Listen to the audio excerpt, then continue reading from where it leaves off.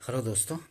हम लोग PYQ series कर रहे हैं, इंडियन पॉलिटी का कर रहे हैं, जो कि विभिन्न PCS एग्ज़ाम से पूछे जा चुके हैं और IAS में भी पूछे जा चुके हैं और आगे आने वाले किसी भी PCS एग्ज़ाम से एवं जनरल कंपटीशन के लिए भी काफ़ी उपयोगी होंगे। जनरल में जैसे कि BSSC, graduate level, inter level, Bihar दरोगा एवं जो RO ARO यूपी में होता है या फिर UP PCS, Uttarakhand PCS, Jharkhand PCS, इन सारों के लिए उपयोगी होंगे।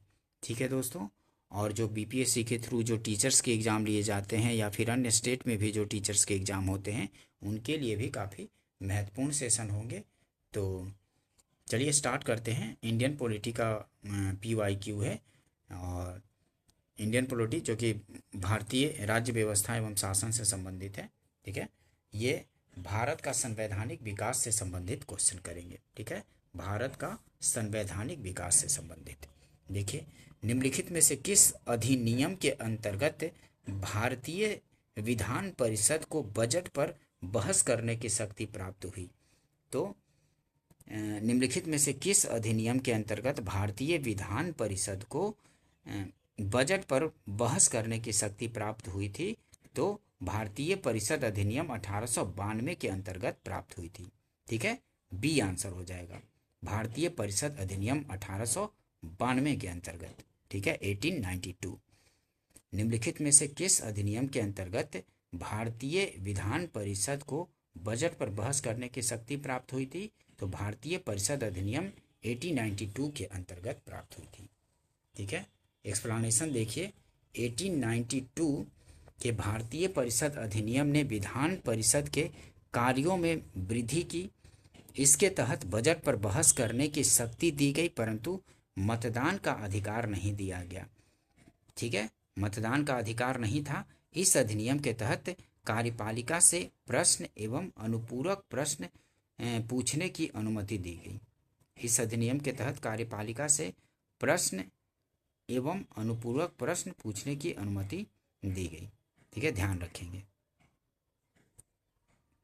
इसके तहत बजट पर बहस करने की शक्ति दी गई, परंतु मतदान का अधिकार नहीं था। ठीक है, नेक्स्ट क्वेश्चन देखते हैं। ये मेन ध्यान रखेंगे कि किस अधिनियम के अंतर्गत भारतीय विधान परिषद को बजट पर बहस करने की शक्ति प्राप्त हुई थी? तो भारतीय परिषद अधिनियम 1892 के अंतर्गत। काफ़ी बार पूछा जाता है। नेक्स्ट क्वेश्चन देखते हैं। निम्नलिखित में से किस अधिनियम में कलकत्ता में सर्वोच्च न्यायालय की स्थापना का प्रावधान किया गया था? तो रेगुलेटिंग एक्ट 1773 में ही कलकत्ता में सर्वोच्च न्यायालय की स्थापना का प्रावधान किया गया था। ये आंसर हो जाएगा। ठीक है, देखिए एक्सप्लेनेशन देखिए। 1773 के रेगुलेटिंग एक्ट में कलकत्ता में सर्वोच्च न्यायालय की स्थापना का प्रावधान किया गया था। सर एलिजा इम्पे इसके प्रथम मुख्य न्यायाधीश थे। ठीक है, ध्यान रखेंगे। नेक्स्ट क्वेश्चन देखते हैं। निम्नलिखित में से किस एक अधिनियम द्वारा भारत में संघीय न्यायालय की स्थापना की गई थी? तो किस अधिनियम के द्वारा भारत में संघीय न्यायालय की स्थापना की गई थी? तो इनमें से कोई नहीं हो जाएगा, उपर्युक्त में से कोई नहीं हो जाएगा, क्योंकि भारत सरकार अधिनियम 1935 के अंतर्गत संघीय न्यायालय की स्थापना की गई थी। ठीक है, तो यहाँ पे 1935 कोई नहीं है, तो डी आंसर हो जाएगा, उपर्युक्त में से कोई नहीं। देखिए विश्लेषण से पता चलेगा, एक्सप्लेनेशन से अच्छे से देखिए। भारत में संघीय न्यायालय की स्थापना 1 अक्टूबर 1937 को भारत सरकार अधिनियम 1935 के अंतर्गत की गई थी। किसके अंतर्गत? तो भारत सरकार अधिनियम 1935 के अंतर्गत की गई थी। इसके प्रथम मुख्य न्यायाधीश सर मॉरिस ग्वेयर थे। सर मॉरिस ग्वेयर थे। उपर्युक्त दिए गए विकल्पों में भारत सरकार अधिनियम 1935 नहीं होने के कारण विकल्प डी सही होगा, इनमें से कोई नहीं।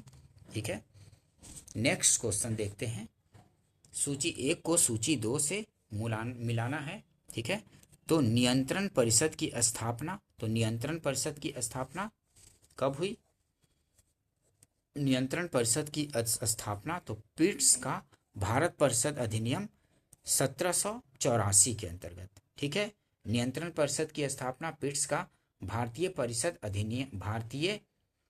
भारतीय अधिनियम 1784 द्वारा, और सर्वोच्च न्यायालय की स्थापना कब हुई?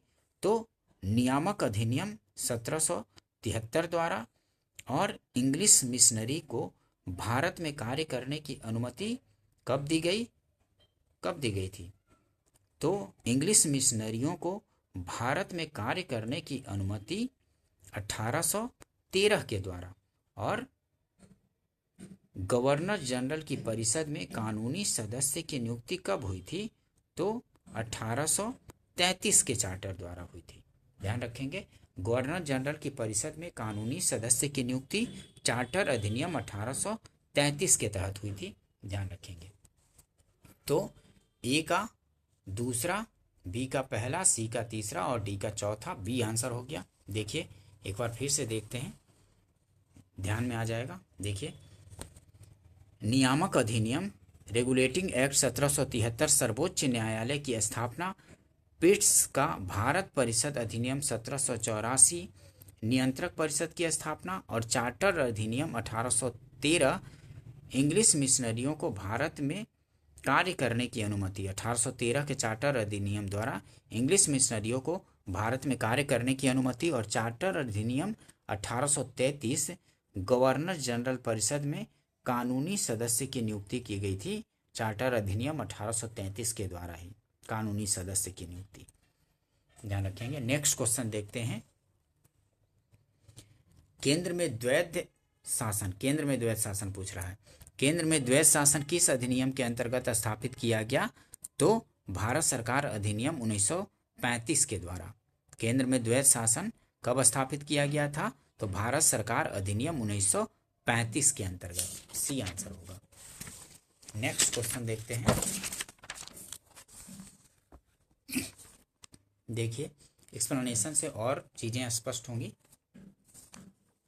भारत सरकार अधिनियम 1935 के अंतर्गत केंद्र में द्वैध शासन एक नए अखिल भारतीय संघ की स्थापना तथा प्रांतों में द्वैध शासन व्यवस्था को समाप्त करने का प्रावधान किया गया था। प्रांतों में द्वैध शासन का उपबंध 1919 के अधिनियम द्वारा किया गया था। केंद्र में द्वैध शासन के तहत संघीय विषयों को दो भागों में बांटा गया, आरक्षित और हस्तांतरित विषय। ठीक है, भारत राज्य सचिव की परिषद को समाप्त कर दिया गया। नेक्स्ट क्वेश्चन देखते हैं, निम्नलिखित में से किस अधिनियम ने केंद्र में द्वैध शासन प्रणाली को स्थापित किया था? तो केंद्र में द्वैध शासन प्रणाली 1935 के द्वारा स्थापित किया गया था, 1935। ए आंसर होगा। नेक्स्ट क्वेश्चन देखते हैं,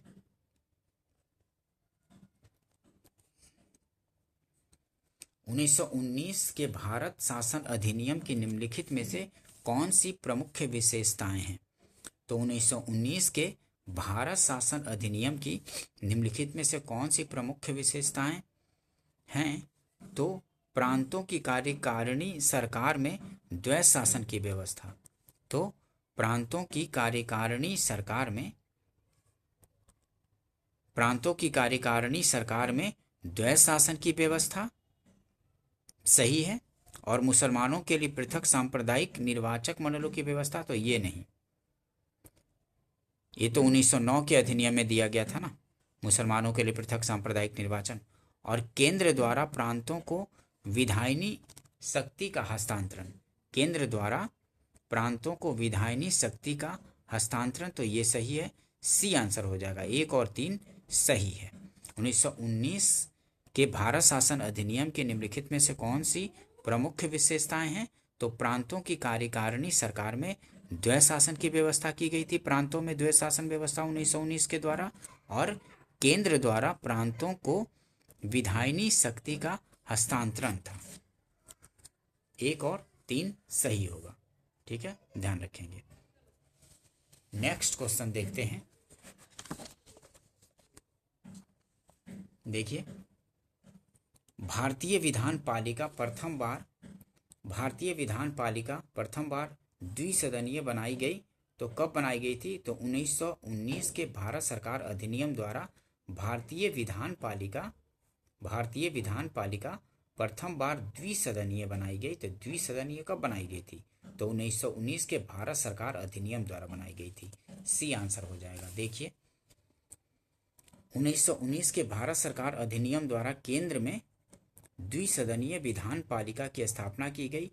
ऊपरी सदन राज्य परिषद काउंसिल ऑफ स्टेट कहलाता था, जो 5 वर्ष के लिए होता था और उसके 60 सदस्यों में से 34 निर्वाचित तथा 26 मनोनीत होते थे। निचला सदन केंद्रीय Vidhan Sabha central legislative assembly कहलाता था, जो 3 वर्ष के लिए होता था और उसके 144 सदस्यों में से 104 निर्वाचित तथा 40 मनोनीत होते थे। नेक्स्ट क्वेश्चन देखते हैं, केंद्र में कौन सा एक्ट द्विसदनीय विधायिका लाया? तो केंद्र में कौन सा एक्ट जो था द्विसदनीय? तो 1919 का एक्ट जो था ना, वही केंद्र में द्विसदनीय विधायिका लाया था, 1919 का एक्ट, ध्यान रखेंगे। नेक्स्ट क्वेश्चन देखते हैं, राष्ट्रपति की अध्यादेश निर्गत करने की शक्ति प्रेरित है? तो राष्ट्रपति की अध्यादेश निर्गत करने की शक्ति प्रेरित है तो भारत सरकार अधिनियम 1935 के द्वारा।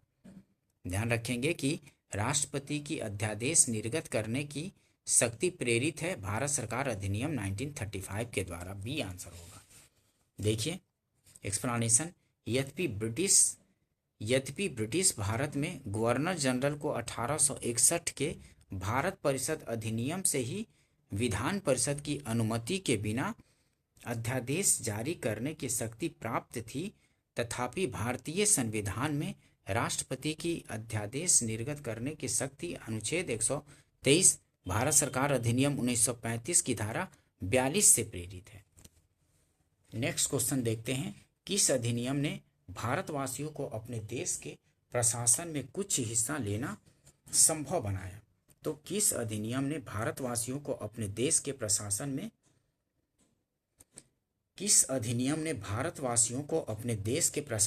कुछ हिस्सा लेना संभव बनाया? तो चार्टर एक्ट 1833। ठीक है, किस अधिनियम ने भारतवासियों को अपने देश के प्रशासन में कुछ हिस्सा लेना संभव बनाया था? तो चार्टर एक्ट 1833 ने संभव बनाया था। नेक्स्ट क्वेश्चन देखते हैं, भारत के संविधान में केंद्र और राज्यों के बीच किया गया शक्तियों का विभाजन इनमें से किसमें उल्लिखित योजना पर आधारित है?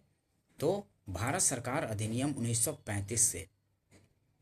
भारत के संविधान में केंद्र और राज्यों के बीच किया गया शक्तियों का विभाजन इनमें से किसमें उल्लिखित योजना पर आधारित है? तो भारत के संविधान में केंद्र और राज्यों के बीच शक्तियों का विभाजन इनमें से किसमें उल्लिखित योजना पर आधारित है? तो भारत सरकार अधिनियम 1935 की योजना के आधार पर केंद्र और राज्यों में शक्तियों का विभाजन किया गया है। भारत सरकार अधिनियम 1935 के अनुसार ही। सी आंसर हो जाएगा। ठीक है, ध्यान रखेंगे। नेक्स्ट क्वेश्चन देखते हैं, एक संघीय व्यवस्था और केंद्र में द्वैध शासन भारत में लागू किया गया था। तो एक संघीय व्यवस्था और केंद्र में द्वैध शासन भारत में लागू किया गया था कब? तो 1935 के अधिनियम द्वारा केंद्र में द्वैध शासन। एक संघीय व्यवस्था भी 1935 में ही और केंद्र में द्वैध शासन भारत में लागू किया गया कब? तो 1935 के अधिनियम द्वारा ही लागू किया गया था। ध्यान रखेंगे, काफ़ी इंपॉर्टेंट क्वेश्चन है। ठीक है, बार बार रिपीट होते रहते हैं। नेक्स्ट क्वेश्चन देखते हैं, अखिल भारतीय महासंघ स्थापित करने का प्रावधान शामिल किया गया है। तो भारत सरकार अधिनियम 1935 में ही अखिल भारतीय महासंघ स्थापित करने का प्रावधान शामिल किया गया था। तो भारत सरकार अधिनियम 1935 में ही शामिल किया गया था। ठीक है, अखिल भारतीय महासंघ स्थापित करने का प्रावधान। नेक्स्ट क्वेश्चन देखते हैं, निम्नलिखित में से किस एक अधिनियम ने भारत में संघीय शासन की व्यवस्था की गई थी? तो भारत सरकार अधिनियम 1935। सी आंसर हो जाएगा। निम्नलिखित में से किस एक अधिनियम ने भारत में संघीय शासन की व्यवस्था दी थी? तो भारत सरकार अधिनियम 1935 ने, सी आंसर हो जाएगा। 1935 के अधिनियम द्वारा स्थापित संघ में अवशेष शक्तियां किसको दी गई हैं? तो गवर्नर जनरल को दी गई हैं। 1935 के अधिनियम द्वारा स्थापित संघ में अवशेष शक्तियां किसको दी गई हैं? 1935 के अधिनियम द्वारा स्थापित संघ में अवशेष शक्तियां किसको दी गई हैं? तो गवर्नर जनरल को दी गई थी। ठीक है, अवशेष शक्तियां। देखिए एक्सप्लेनेशन। 1935 के भारत सरकार अधिनियम द्वारा स्थापित होने वाले संघ में अवशिष्ट शक्तियां गवर्नर जनरल को प्रदान की गई थी। ठीक है, 1935 के अधिनियम के द्वारा। नेक्स्ट क्वेश्चन देखते हैं। अब अवशिष्ट शक्तियां किस में है? तो संघ मतलब केंद्र सरकार में, संसद में है। नेक्स्ट क्वेश्चन देखते हैं। निम्नलिखित में से कौन सा एक भारत शासन अधिनियम 1935 में स्वीकार किया हुआ महत्वपूर्ण और अस्थायी अवयव नहीं है? तो देश के लिए लिखित संविधान। देखिए निम्नांकित में से कौन सा एक भारत शासन अधिनियम 1935 में स्वीकार किया हुआ महत्वपूर्ण और अस्थायी अवयव नहीं है? तो देश के लिए लिखित संविधान अस्थायी अवयव नहीं था उस समय। ए आंसर हो जाएगा। देखिए एक्सप्लेनेशन। भारत शासन अधिनियम 1935 में देश के लिखित संविधान का उल्लेख नहीं था। भारत शासन अधिनियम 1935 में देश के लिए लिखित संविधान का उल्लेख नहीं था। भारत के लिए संविधान का सर्वप्रथम उल्लेख क्रिप्स मिशन में किया गया था। ठीक है, भारत के लिए संविधान का सर्वप्रथम उल्लेख क्रिप्स मिशन में किया गया था। अन्य तीनों विकल्प भारत शासन अधिनियम 1935 में समाहित थे। नेक्स्ट क्वेश्चन देखते हैं। निम्नलिखित अधिनियमों में से किस अधिनियम के फलस्वरूप बर्मा भारत से अलग हुआ था? तो बर्मा भारत से अलग कब हुआ था? तो गवर्नमेंट ऑफ इंडिया एक्ट 1935 के द्वारा। ठीक है, निम्नलिखित अधिनियमों में से किस अधिनियम के फलस्वरूप बर्मा जो है भारत से अलग हुआ था? तो गवर्नमेंट ऑफ इंडिया एक्ट 1935 के द्वारा बर्मा भारत से अलग हुआ था। सी आंसर हो जाएगा। देखिए गवर्नमेंट ऑफ इंडिया एक्ट 1935 के प्रावधानों के अनुरूप 1937 में बर्मा को भारत से अलग कर दिया गया था। नेक्स्ट क्वेश्चन देखते हैं।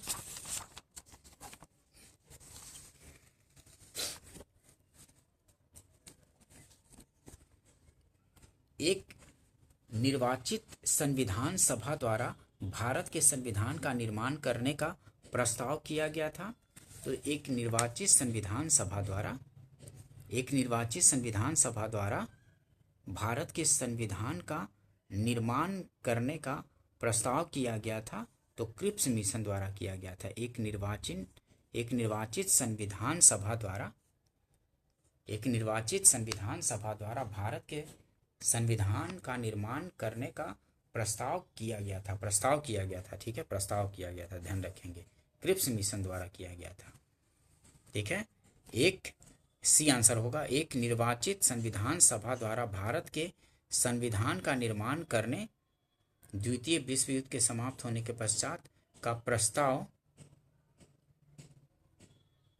सर्वप्रथम क्रिप्स मिशन 1942 द्वारा किया गया था। ठीक है, मतलब संविधान का निर्माण एक निर्वाचित संविधान सभा द्वारा की जाएगी, ये क्रिप्स मिशन के प्रस्ताव में ही था। ठीक है, तो वही बोल रहा है, एक निर्वाचित संविधान सभा द्वारा भारत के संविधान का निर्माण करने का प्रस्ताव सर्वप्रथम क्रिप्स मिशन 1942 द्वारा किया गया था। ध्यान रखेंगे इस चीज को। नेक्स्ट क्वेश्चन देखते हैं। भारत में उपनिवेशी शासन के संदर्भ में 1883 में इल्बर्ट बिल का उद्देश्य था। तो इल्बर्ट बिल का उद्देश्य क्या था?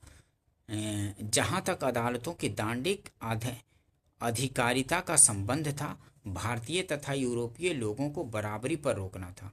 दोनों को बराबरी पर ला दिया गया था। मतलब कि भारतीय न्यायाधीश भी ब्रिटिशर्स या गोरे लोगों का मामला देख सकते थे, ऐसा ला दिया गया था इल्बर्ट बिल में। ठीक है, उसी पे विवाद हुआ था। भारत में उपनिवेशी शासन के संदर्भ में 1883 में इल्बर्ट बिल का उद्देश्य था। तो जहां तक अदालतों की दांडिक अधिकारिता का संबंध था, भारतीय तथा यूरोपीय लोगों को बराबरी पर रोकना, ये आंसर हो जाएगा। देखिए एक्सप्लेनेशन से अच्छे समझ आएगा। 1883 में 1883 में लॉर्ड रिपन ने एक विधेयक का प्रस्ताव किया जिसे इल्बर्ट बिल कहा गया। इसके प्रावधानों के तहत भारतीय मजिस्ट्रेट भारत में बसे यूरोपीय अधिकारियों के मुकदमों की भी सुनवाई कर सकते थे। इस प्रकार इस विधेयक का उद्देश्य अदालतों की दांडिक अधिकारिता के संबंध में भारतीय तथा यूरोपीय लोगों को बराबरी पर लाना था। नेक्स्ट क्वेश्चन देखते हैं। कैबिनेट मिशन योजना के अंतर्गत संविधान निर्मात्री परिषद में प्रत्येक प्रांत को आवंटित सदस्य संख्या निर्धारित करने के लिए एक प्रतिनिधि कितनी जनसंख्या के अनुपात में था? तो 10 लाख जनसंख्या के अनुपात में था। 10 लाख व्यक्ति पर एक प्रतिनिधि, बी आंसर हो जाएगा।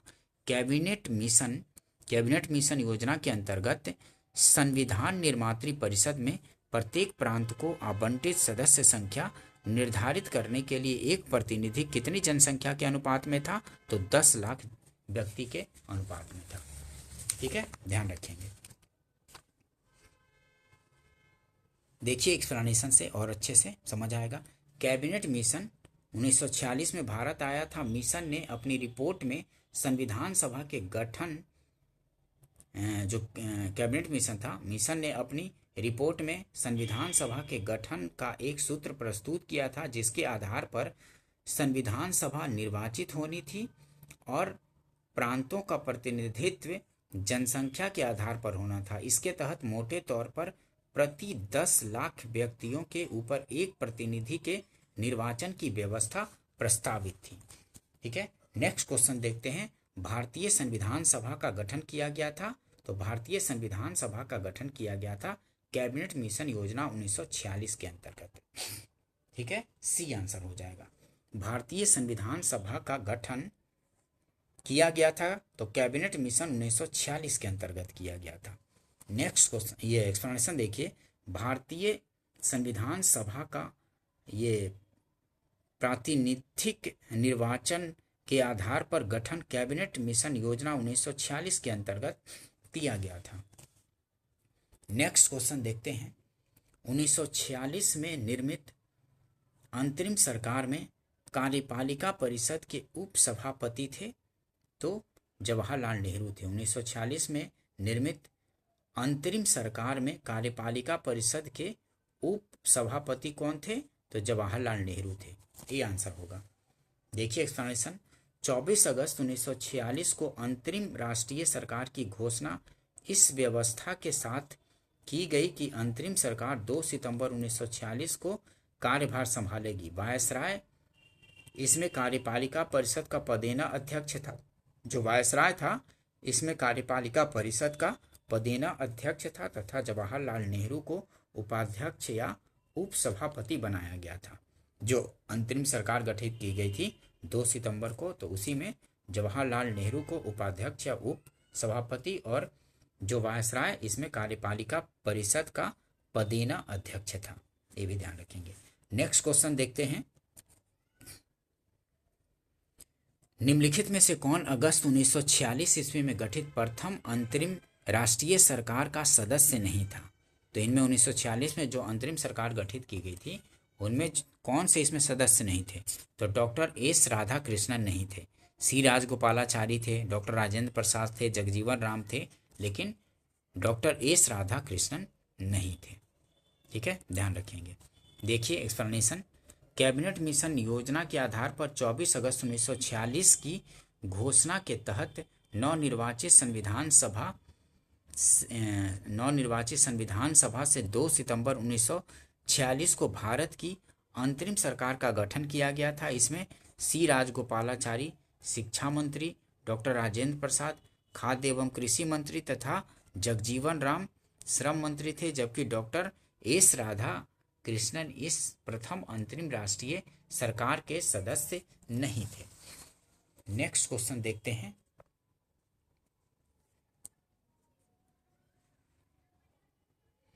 कथन और कारण का प्रश्न है। ठीक है।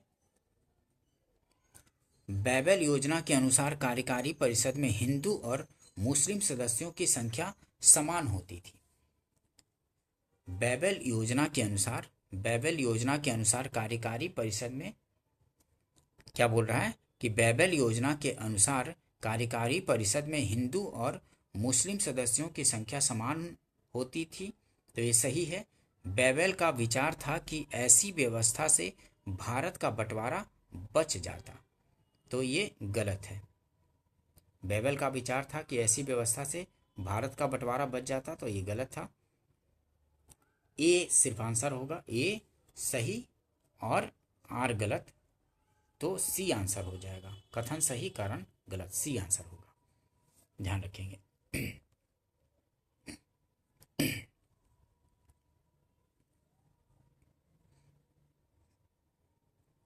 नेक्स्ट क्वेश्चन देखते हैं। भारत के लिए संविधान की रचना हेतु, देखिए, भारत के लिए संविधान की रचना हेतु संविधान सभा का विचार निम्नलिखित में से सर्वप्रथम किसने प्रस्तुत किया था? तो भारत के लिए संविधान की रचना हेतु संविधान सभा का विचार निम्नलिखित में से सर्वप्रथम स्वराज पार्टी ने 1934 में प्रस्तुत किया था संविधान सभा का विचार। ठीक है।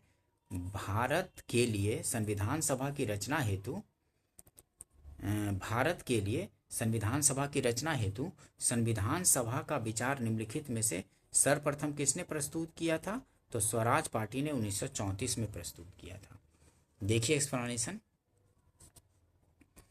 मई 1934 में रांची में गठित स्वराज पार्टी ने आत्म निर्णय के अधिकार की मांग की और यह प्रस्ताव पारित किया जिसमें कहा गया कि वयस्क मताधिकार के आधार पर निर्वाचित भारतीय प्रतिनिधियों की एक संविधान सभा होगी जो संविधान का निर्माण करेगी।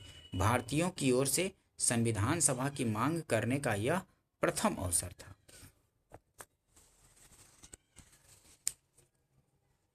नेक्स्ट क्वेश्चन देखते हैं।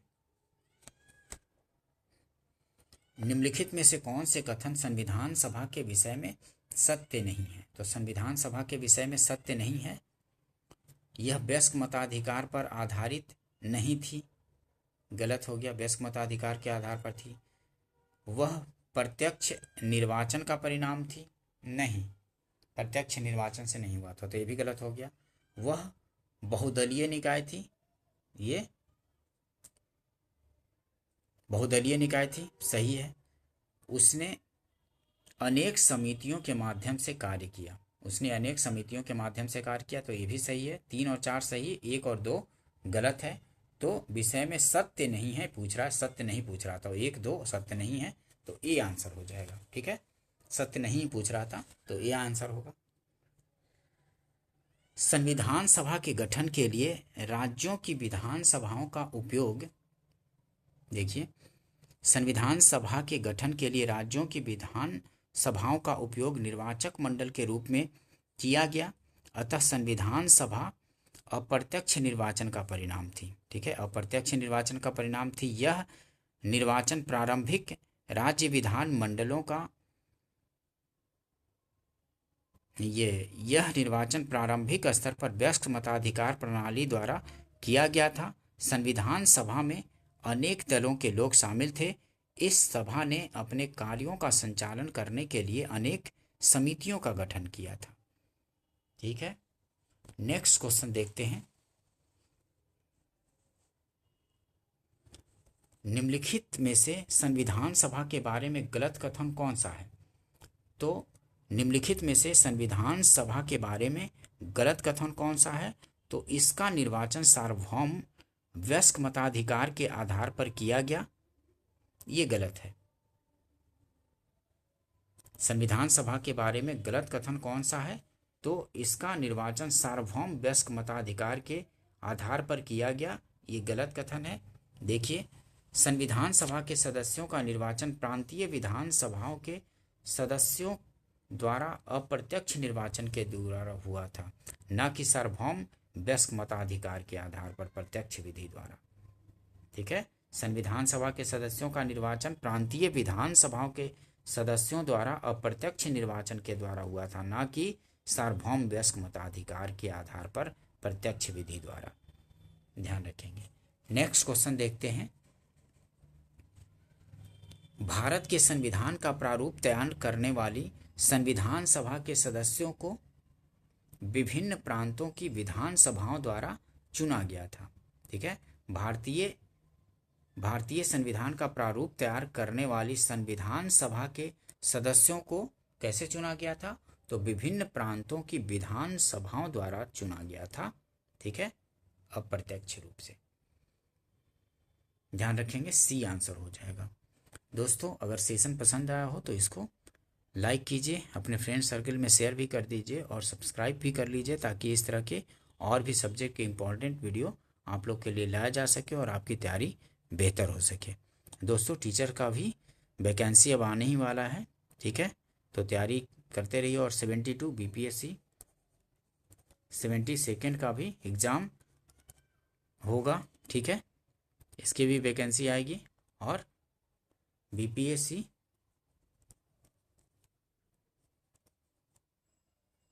TRE 4 वाला भी वैकेंसी आ रहा है। ठीक है, जेपीएससी का भी एग्ज़ाम है। ठीक है, तो तैयारी करते रहिए, क्योंकि सामान्य अध्ययन से जहाँ भी क्वेश्चन पूछे जाएंगे उसके लिए उपयोगी होंगे।